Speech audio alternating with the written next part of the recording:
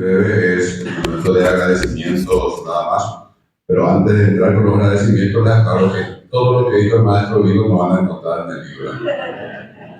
Van a tener que ir a leerlo a Habermas, a Alexi y compañía. Bueno, en primer lugar, el agradecimiento a la Universidad de Columbia, señora directora de posgrado, en su persona, a todas las autoridades de esta universidad, y muy especialmente a nuestro amigo aquí, con el discípulo acá del maestro Vigo, también al doctor Joel Melgarejo, que realmente él es culpable de todo esto. Yo jamás me hubiera atrevido a darle el material al maestro Vigo para que lea. Menos para que haga el prólogo, menos para que presente. Toda esta osadía es del doctor Joel Melgarejo, así es que gracias por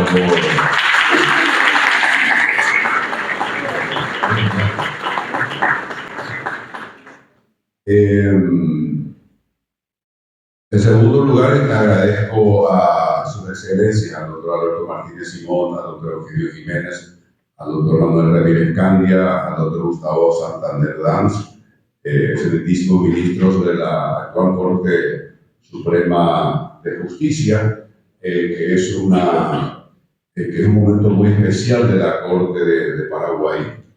Yo debo decir que uno tiene una trayectoria distinta al resto de los ministros.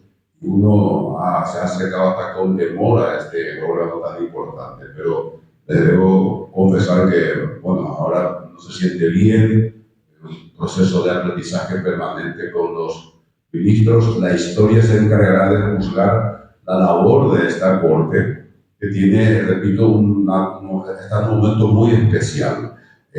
Fíjense que nuestras sociedades actuales son mucho más exigentes con la transparencia, son mucho más exigentes en el sentido de exigencias republicanas, en el sentido que uno tiene que explicar cosas que antes no se explicaban. Y creo que la Corte de Paraguay en ese sentido no presentó nada. Obviamente tenemos muchos aspectos, muchas debilidades que puede tener cualquier Corte Suprema de cualquier lugar del mundo, pero agradeciéndoles a sus excelencias la presencia.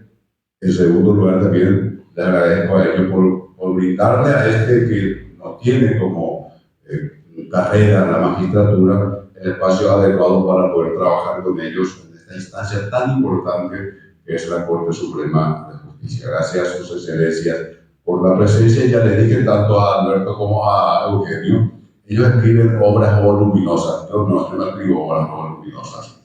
Y al ministro Ramírez también, que es mi principal crítico. Siempre generamos debates interesantes, pero yo le agradezco porque esto de escribir, de dejar impreso ideas, es una forma de control social, de control académico, y por eso él está revisando muchas de sus obras en este momento a partir del ejercicio de la magistratura de la Corte Suprema. Después a todos y todas, no voy a citar a cada uno, al mundo académico, en la persona de la doctora Gladys Lítes, vicerrectora de la Universidad Nacional de Pilar, que está con una delegación de la UNP. Mi agradecimiento a todas las autoridades del ámbito académico, de universidades de gestión pública y de gestión privada. Y no puedo dejar de mencionarlo muy especialmente a mi colega Carlos González Morel, que atravesamos juntos el Atlántico, llegamos temblando a Bolonia para defender la tesis. Recuerdo que fuimos juntos, teníamos el mismo horario, y como uno a veces el cargo de cambio, voy a ser el primero en defender. Entonces me tocó defender la tesis, después Carlos, y ahora es decano de la Facultad de Derecho, en reemplazo de la dignísima doctora Peña. Y bueno, todo esto hasta la familia. Yo siempre agradezco a la familia y nunca los espacios que puedo digo siempre esto, porque me parece que no es una cuestión menor. Un mundo sumamente individualista, absolutamente a veces con absoluta falta de empatía hacia el prójimo, en que se promueve esta competencia descarnada y que uno tiene que pasar encima del otro con tal de llegar al objetivo. hay que reivindicar un poco ciertas tradiciones que me parecen importantes que es en la familia. Y en mi caso es así. Cuento siempre, maestro, en casi 200 años de historia familiar, yo soy el primero, o sea, soy privilegiado, el primero en terminar la primaria, la secundaria y llegar a la universidad. Creo que eso es la historia común de la gran mayoría de paraguayos y paraguayas, entonces siempre agradezco por eso a la familia, a la que se sumó después mi esposa, que también nos acompaña.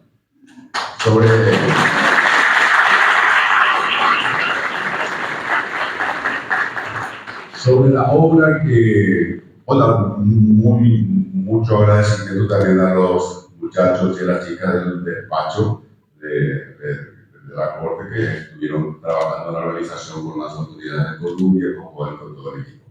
Bueno, sobre la obra lo que les puedo decir brevemente, nomás que en realidad fue una reacción en defensa de la Constitución de Paraguay, porque me invitaron después de ser ministro a varios encuentros de salas constitucionales, tribunales constitucionales. Hubo un congreso de corrientes transformadoras del derecho constitucional y escuchaba a grandes exponentes y se habla mucho voy a usar esta palabra que no le gusta a quien sea, el neoconstitucionalismo, constituciones o positivismo o dictadura en América Latina, y siempre se citan a constituciones como constituciones de nuevo cuño, a la de Colombia, a Brasil, a la reforma de 1994 de la Argentina, la constitución de Ecuador, etcétera, etcétera. Y nunca mencionan a la Constitución de Paraguay, que es de 1992, que es una constitución bellísima. Inclusive en Bolivia, recuerdo que le dije a uno de los opositores, en la próxima, pégale una ojeadita a la Constitución de Paraguay, vas a ver que que responde a los mismos paradigmas, que responde a la misma tendencia que llamamos nuevo constitucionalismo, neoconstitucionalismo o constituciones postpositivistas. Por eso empecé a trabajar hasta que el doctor Amaña me animó a convertirla en una tesis postdoctoral, que se defendió finalmente en Polonia. Y lo que dije en broma es en serio. Realmente lo más interesante del libro ahora es la presentación y quién lo presentó. Rodolfo Vigo, hay que decirlo con mucha seriedad, es uno de los filósofos más importantes de Iberoamérica, y al decir de Iberoamérica, del mundo. Estamos hablando de alguien tan potente, de alguien con tanta influencia como puede ser Atienza, García Amado o Alexis, que tienen la ventaja, autores como Alexis, de esta geopolítica del conocimiento, que ellos son el centro, digamos, del mundo, y bueno, tienen esa posibilidad de incidir más en el resto de la humanidad. Pero estamos hablando de Rodolfo Vigo, de alguien que permanentemente está trabajando las bases teóricas de nuestro sistema jurídico y que permanentemente aporta ideas innovadoras para mejorar la práctica judicial y algo muy importante, que es mejorar el derecho. Y en serio yo le digo, yo jamás hubiera dado el material para que lo lea porque me da vergüenza. O sea, pero eres, como todos los grandes, es muy generoso. Por eso les decía, la obra es bastante breve. Lo que él estaba explicando obviamente no aparece. ¿Por qué? Porque ya parte ya de supuestos. Es decir, por ejemplo, hace referencia a la ética del discurso y por supuesto no se pone a explicar toda la teoría de Habermas. Yo lo que espero es que nos interesemos, y si alguien dice, bueno, a mí me interesa esto, profundiza en la investigación de Habermas, o a alguien le interesa la hermenéutica de Gadamer, bueno, que profundicen en las obras de Gadamer. Me sentí mal porque cuando en la obra yo sostengo una teoría de la verdad que la denominé verdad hermenéutica, no estuve seguro nunca del concepto. Y en el prólogo que prepara el maestro ya me dio un palazo. Dice, no, explíqueme qué es esto de la verdad hermenéutica, dialógica. Bueno, pero está ahí en la obra. También debo confesar que cuando trabajé en esto, yo todavía no había hecho contacto con la escuela de Girona, con Jordi Ferrer y compañía de razonamiento probatorio, Después de Bolonia, después de ahí compartí con Carlos, fui a cursar el módulo presencial un mes en Girona y empecé ahí a ver, cuando empezamos a hablar de verdad, por correspondencia, etc. Y ya, pues, ¿qué fue lo que escribí? Pero lo que sí me alegró muchísimo es que descubrí que estos profesores de Derecho Procesal, Johnny Ferrer, González Lagier y muchos otros que forman parte de la Escuela de Girona, son todos filósofos de derecho. Se acercan al proceso judicial desde la filosofía del derecho. Son filósofos del derecho. Entonces, eso me tranquilizó, pero sí, está ahí el tema de la verdad. Pero en lo que también me tranquilizó es que, en definitiva, hay una fuerte corriente que dice esto de que la verdad importa. El objetivo de encontrar la verdad en el proceso es fundamental, ese es el sentido inclusive de las pruebas. Ahora, ¿cuál es el concepto de verdad? ¿Verdad por correspondencia? ¿Verdad por consenso? ¿Verdad hermenéutica? Eso ya tendremos que trabajar cada uno y espero que profundicemos, porque si bien aquí el ministro Santander me carga siempre de hablar siempre de epistemología, cuando hablamos de mejorar la calidad epistémica de nuestras resoluciones, en realidad estamos diciendo mejorar nuestro trabajo, mejorar nuestras sentencias, mejorar la valoración de las pruebas, poder justificar mejor lo que hacemos. Y en ese sentido también la Sala Constitucional empieza a trabajar con los estándares probatorios, que implica justificar mejor epistémicamente las resoluciones. No es porque se le ocurre al juez, no es porque el criterio o que es la subjetividad del juez. Y hablando del juez, también en la hora yo hablo de un juez que no sea el modelo tradicional del juez esfinge, que casi nunca habla, y cuando habla nadie le entiende.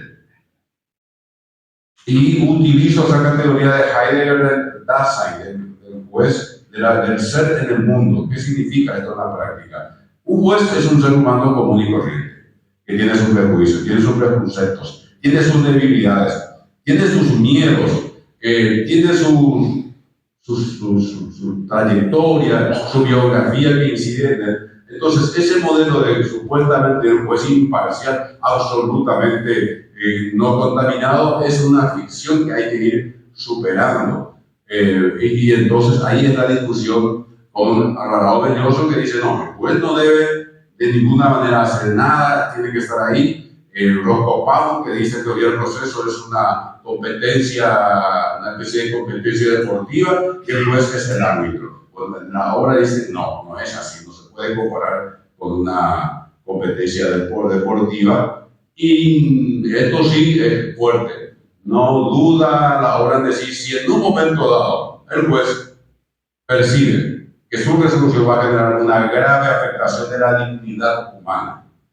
Y el concepto de dignidad humana, el doctor Digo dice un concepto fuerte, porque no queda en el concepto kantiano de decir, uno respeta la dignidad humana si no utiliza como herramienta al otro. Yo, al no utilizar como medio a mi prójimo, ya cumplí, ya respeté su dignidad. La obra plantea un concepto más fuerte, sobre todo que plantea Dussel, que dice, no, eso es importante, pero no es suficiente. La dignidad tiene un contenido material. ¿Y cuál es ese contenido material? Las necesidades naturales básicas: comer, beber, tener vivienda, salud, educación.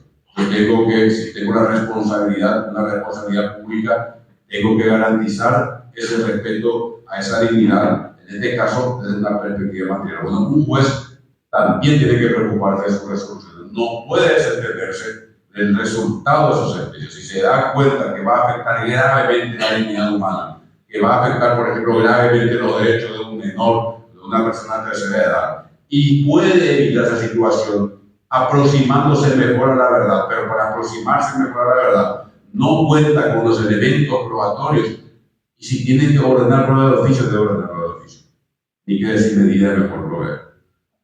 Bueno, en definitiva, les digo, la obra yo quiero que cumpla una función fundamental, que sea clara en cuanto a los posicionamientos. Es una obra que se posiciona. Sus bases teóricas, bueno, ustedes tendrán que profundizar si es que les interesa. Acá recuerdo una poesía muy linda de Borges a la Alhambra de 1976, que está ahí en la entrada de la Alhambra, y en una parte dice: vano el alfanje ante las largas lanzas de los muros. Y si uno no sabe de historia, si uno sabe que del ejército, digamos, de Boabdil, que es el último sultán, usaban las alfanjes, una espada cortita, y el ejército de los reyes católicos, Fernando e Isabel, tenían las largas lanzas. Entonces Boabdil no tuvo alternativa, tuvo que negociar, tuvo que entregar a la Alhambra. Pero si uno no sabe esa historia, no entiende esa poesía. Entonces, si uno, para entender esa poesía de Borges, hay que ir a la historia. Bueno, eso guardando la lógica de distancia. La lógica de la obra es esa. Uno hace planteamientos teniendo en cuenta que el derecho es razonamiento práctico, pero su sustento teórico que explicó acá el maestro está oculto, digamos. Hay que ir a la fuente en todo caso. Por ejemplo, no se pone a desarrollar lo que es el pospositivismo. No, cuando dice, no es lo mismo el Leviatán que el Dasein, no se pone a explicar lo que es el Leviatán, lo que es el Dasein, no se pone a explicar en detalle la teoría del proceso adversarial, y así sucesivamente. Por lo tanto, yo espero que compren la obra para que den un gratis y estén contentos. Espero sus críticas. Alguien me dijeron dos cosas del libro. Dice, uno lee y queda con ganas. Sí, es una obra breve, hay muchos subtítulos y muchos títulos. ¿Por qué introduje muchos subtítulos? Porque no quiero que se pierda el hilo, digamos, de la lectura. Y cada subtítulo está pensado más o menos en lógica de TikTok. Uno de repente puede hacer un TikTok con algunos temas. Y sí, queda la sensación de que algo más. Y espero que eso genere el entusiasmo de la academia, los operadores de justicia, para seguir profundizando en el estudio. Y por último, tengo que decirles, yo creo que tenemos un gran compromiso en lo que somos magistrados y magistradas. Según el maestro Vigo, el siglo XXI es el siglo del Poder Judicial. Así era, ¿no? El siglo XIX fue el siglo de los congresos, del Parlamento.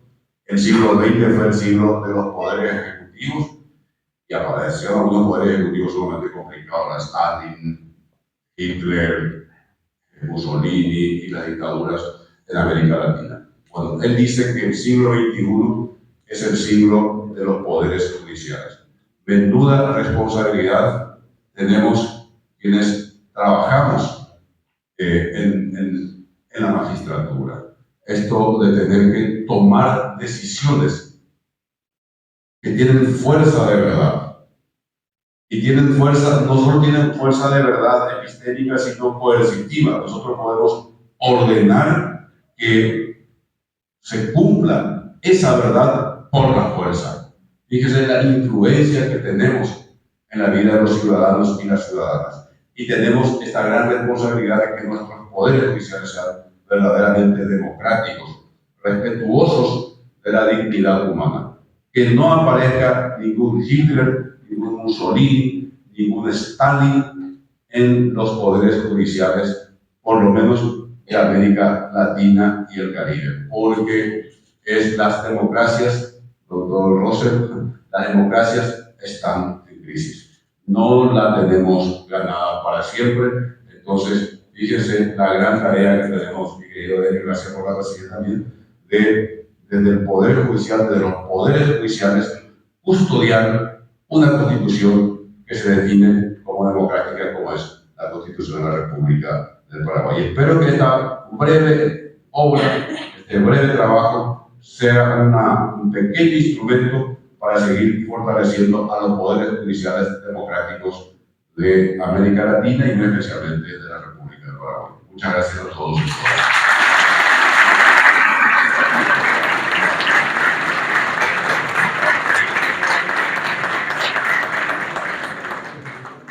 Fueron las apreciaciones